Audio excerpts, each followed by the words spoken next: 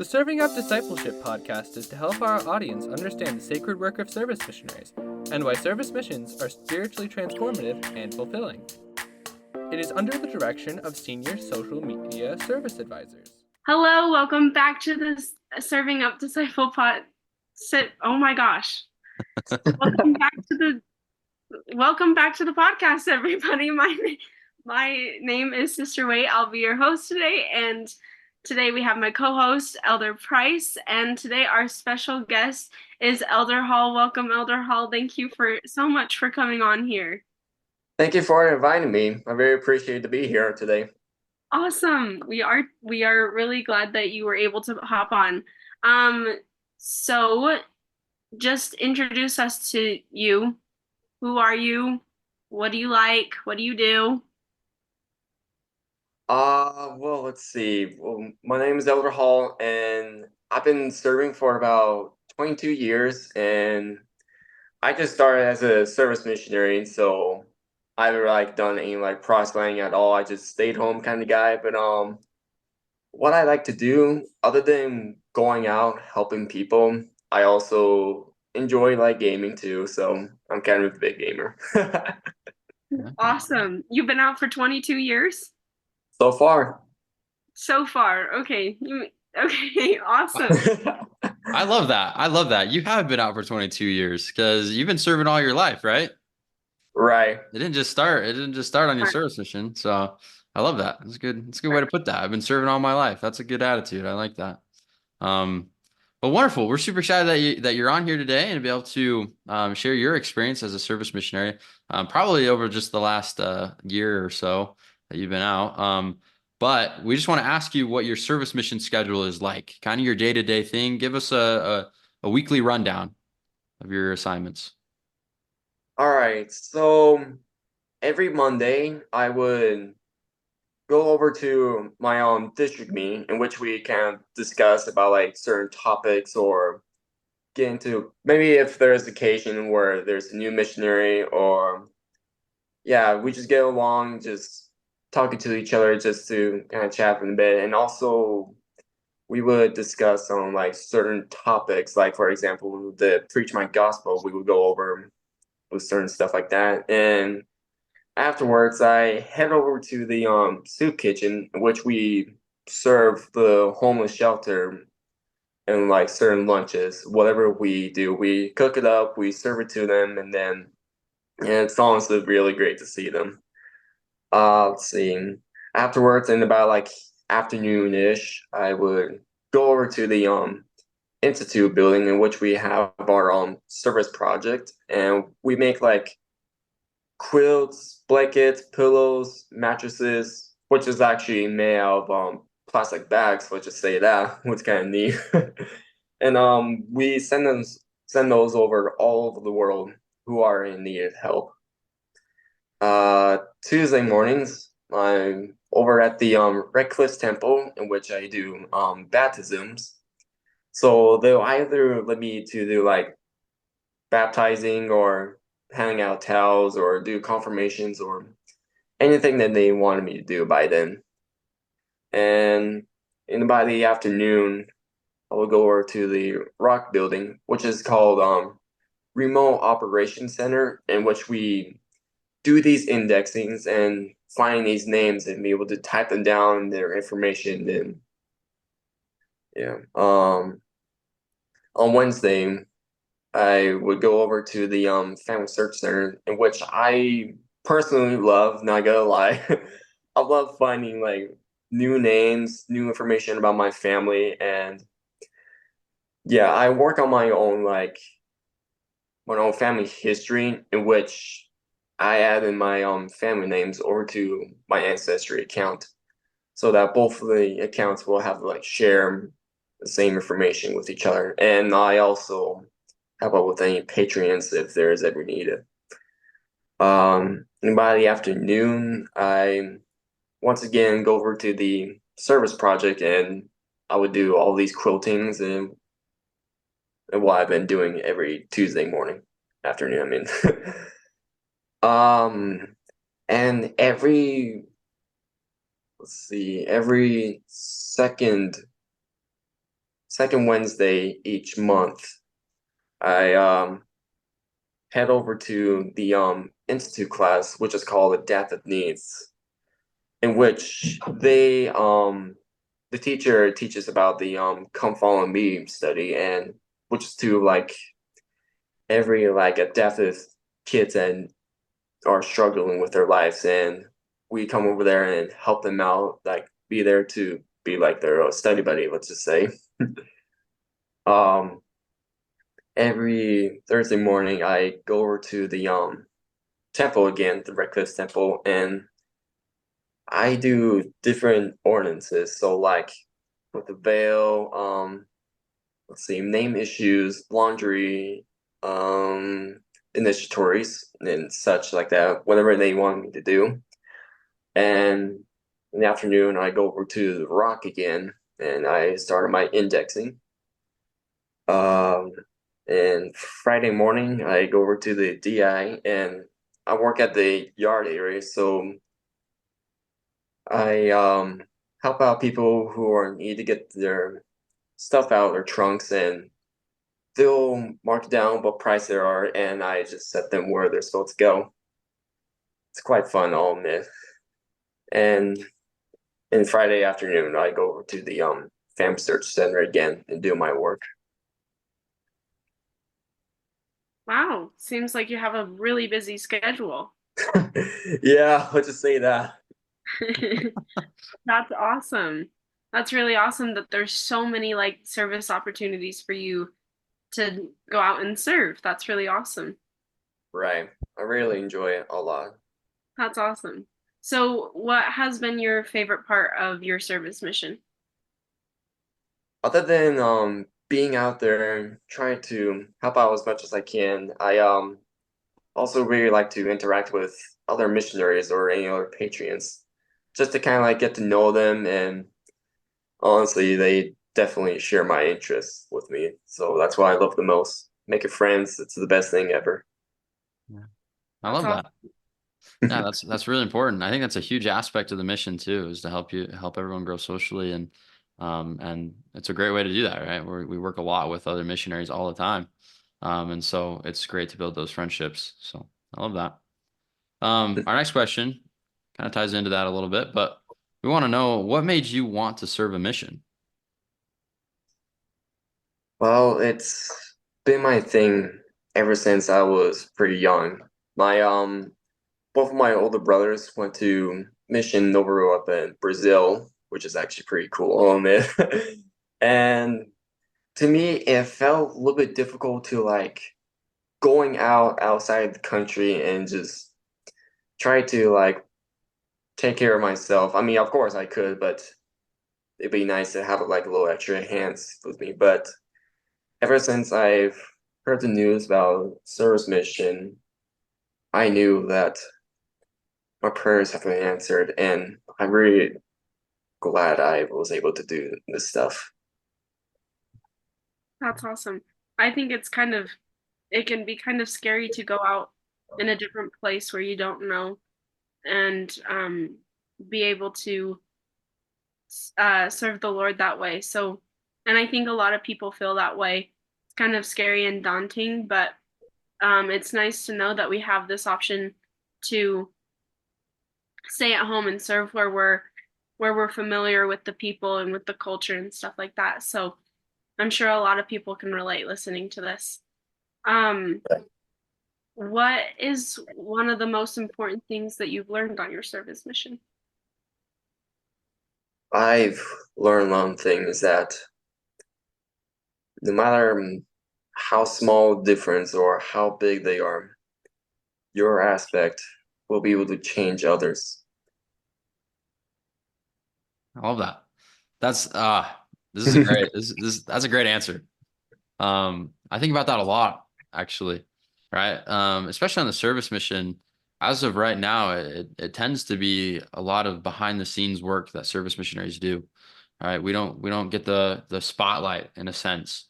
It's a lot of hidden things, right? Whether we're just unloading a shipment at a bishop storehouse with one other person and no one else even knows that we're doing that, but because of that, we're able to have a storehouse that's full of food for people who can't eat.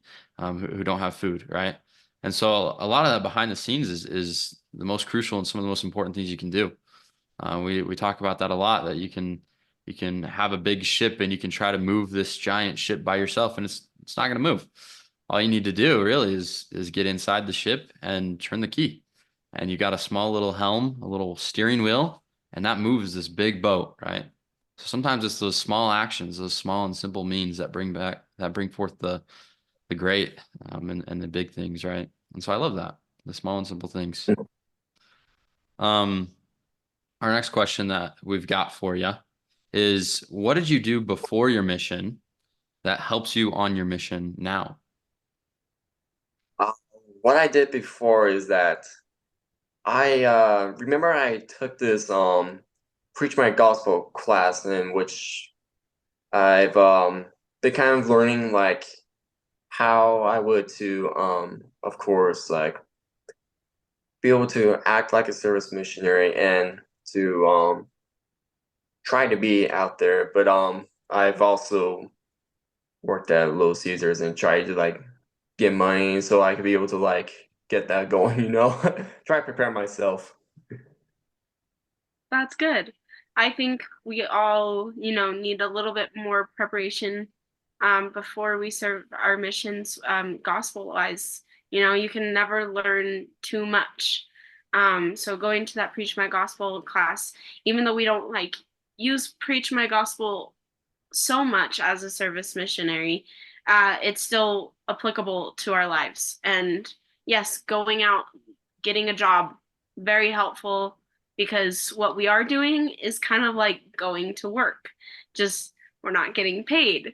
So we're getting paid in blessings. That's what we're doing. But That's for sure. different currency. But yeah, I think that's very, very important to get that experience and to go out and learn as much as you can. So that's awesome. Elder Price, I think it's time. Do you think? I think it's time. I think it's time. I think it's time. So, Elder Hall, we have this segment in our podcast, and it's just our question of the week. So, and we'll all kind of take turns on answering this question, and we'll have you go first. But the question is can service missionaries work in the temple? And I think you kind of answered that already, but go ahead and kind of elaborate, I guess. We are allowed to be able to serve in the temple. We're able to be these ordinance workers who would help people to do like all these like baptisms, confirmations, endowments, sealings, yada yada. We're able to help them out what they need to do. Yeah, I love that. Bryce, go ahead.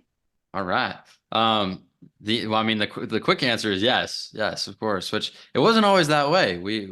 There was a time that it wasn't a part of that. We could go as patrons, but we weren't necessarily able to work in the temple as ordinance workers, as Elder Hall said. But that has since changed, and that's changed a big aspect of the mission too. Kind of like Sister Waite was saying, a lot of the things that we do is in a sense kind of like working without getting paid in a mortal currency. And of course, we know that we receive those blessings and that experience that will bless us for the rest of our lives, way more than a mortal currency could give us, right? But that temple side of things, being able to work in the temple, provides that spiritual side of things, that spiritual just empowerment that you get to feel at the temple, and the peace and the comfort that comes helps us to be able to continue to go out and serve the one, just like our Savior did, and to the best of our ability. And so, yeah, we love serving in the temple. We do tons of shifts, as many as we can. We just love it. So yes. Yeah, I'd have to agree. Going like every week, some serve like as much as they can, like Elder Price said, but like for me, I serve, or I am an ordinance worker once a week, and I get to go as a patron as well. And proselyting missionaries don't get that often, that chance to go. And I'd say that learning, being in the temple and experiencing that and help others on this side of the veil on the other side of the veil is the most amazing experience ever, to help those people get the blessings that they need. And so it's been awesome to serve. It's probably what Elder Price is like. Everyone says that the temple site is like their favorite service site to go to. Yeah. Yeah. It's their favorite. By far So, my favorite too. There you yeah, go. we all enjoy it. It's a very good service site. Replenishes us. Oh my gosh, replenishes us every week. Yeah, exactly. And before we move on to the question, to the next question, I just wanted to add too, some areas aren't quite as lucky as us in Utah, right? We got temples fairly close to each and every one of us. Granted, though, I mean, we have service missionaries across the globe at this point, which is awesome to see, but it's, temples aren't close to every single missionary, but the church really tries to make it so that the temple is a part of the mission. So even if you're a few hours away, you still might have opportunities to serve in the temple, even be a worker. And if you're not able to be a worker, then your zone usually tries to plan out some trips, usually once a month to go to the temple, if not more. And so it's just really cool to see. I mean, we've had Elder Lewis, for example, in Florida. It was a 2 or 3 hour drive for him to get to the temple. Yeah, he still was able to work as an ordinance worker every single week in the temple. And of course, that was one of his favorite parts, regardless of the 6 hours of driving, right? And so it's just cool to see that the temple is just such a powerful and spiritual place that the sacrifice is great. So we love it. Okay. Well, I think that answers that question. Um, However, we're going to continue on with the temple topic. So, Elder Hall, our next question that we've got for you is, how have you seen the temple bless other people's lives? Oh my gosh. Whenever I've done these baptisms, I've become a baptizer, and whenever I take them out of the water, I just see their smiling faces, and they also sharing out all the across the room, and that just shows you that Heavenly Father is really close to you. And actually, there was this one point where I was a baptizer, and this lady came in, and she was actually blind. Like, I'm not entirely sure if she was born blind or just had it like recently, but she was an older sister, and so I was able to like baptize her and be able to like take her out of the water, and it was truly a blessing. I feel like I'm like the hands of the Lord, and that's what the service mission is. We're the hands of the Lord. We're here to help people out, help people to get their answers, to do all these certain things that they couldn't do themselves. Yeah, I love that. I work in the baptistry too, so being able to help that process and be there for those people, really, really special experience. So that's awesome. Um, how have you seen yourself come closer to Christ through your attendance at the temple?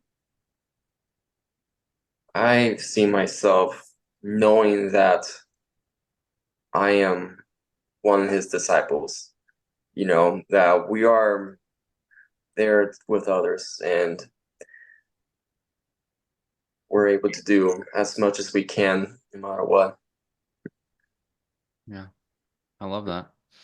We can be his hands, kind of like you were mentioning, right? And in the temple, there's no greater spot to feel of his love and to feel of his support, right? And as we go about serving in the temple and serving in that sense, we can see those miracles. Kind of, I just want to share a quick experience that I had just recently. But I was working on the baptistry shift, and I was doing confirmations, and we had a brother come in with his 3 kids, and he was doing the confirmations for these little kids. And one of the names he kind of just started to choke up on a little bit, and some tears kind of came down his face, and we were a little concerned, wondering what was going on. And all of a sudden, he just says, "What are the odds that in the temple, with our temple names, not family names, but temple names, we came across an ancestor, a direct line ancestor, that was 200 years ago?"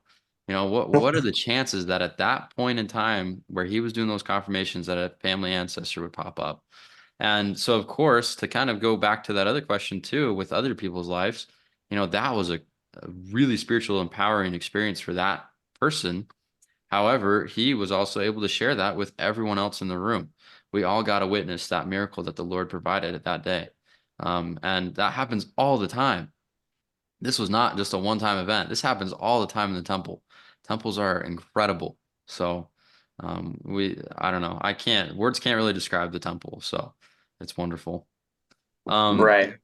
Yeah. And I'm just saying, like, seeking miracles and knowing that no matter how small they could be a big difference at the end. Seek miracles and expect them. I love it. Yeah. So our next question we've got for you, Elder Hall, is why is it important to not only work in the temple as a service missionary, but also for us service missionaries to go as a patron to the temple? So, like what you were saying about this elder who lived in Florida and knowing that he was able to like drive for 6 hours or so, he still enjoys it. And that's just he cares. He doesn't really care about like with the time and whatnot.